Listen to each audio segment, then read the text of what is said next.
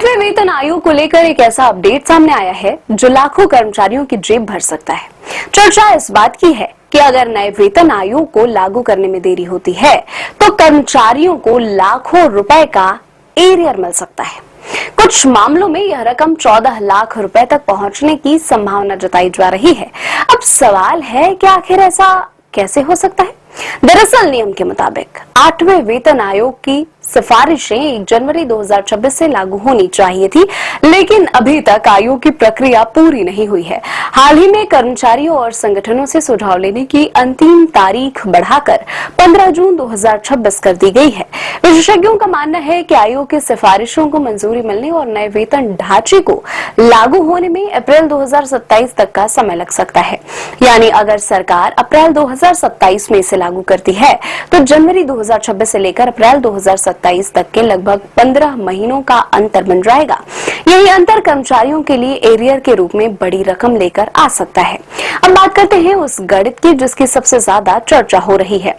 कर्मचारी यूनियनें 3.68 fitment factor की मांग कर रही है। फिलहाल 7वें वेतन आयोग में यह फैक्टर 2.57 पर था। अगर सरकार 3.68 फिटमेंट फैक्टर को मंजूरी देती है तो वेतन में काफी बड़ा उछाल देखने को मिल सकता है।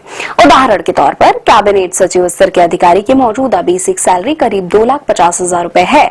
3.68 फिटमेंट फैक्टर लागू होने पर यह बढ़कर करीब 9,20,000 रुपए पहुंच सकती है। यानी हर महीने का अंतर लाखों रुपए में होगा।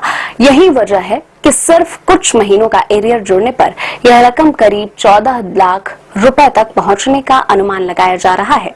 अब सवाल यह भी है कि क्या इसका फायदा सिर्फ बड़े अधिकारियों को ही मिलेगा? बिल्कुल नहीं।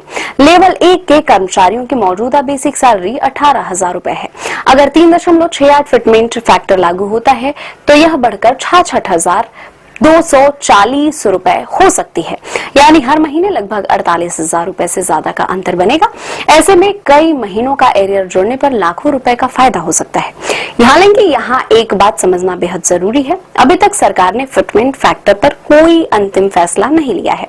कई रिपोर्ट्स में 2.28 से 2.86 के बीच फिटमेंट फैक्टर रहने की संभावना जताई जा रही है। इसलिए 14 लाख रुपए का आंकड़ा फिलहाल एक संभावित गणना है। अंतिम फैसला सरकार की मंजूरी और वेतन आयोग की सिफारिशों पर निर्भर करेगा। आपको क्या लगता है, 8वें वेतन आयोग में कर्मचारियों की सैलरी कितनी बढ़नी चाहिए? अपनी राय कमेंट करके जरूर बताएं। वीडियो पसंद आए तो लाइक करें, शेयर करें और चैनल को सब्सक्राइब करें।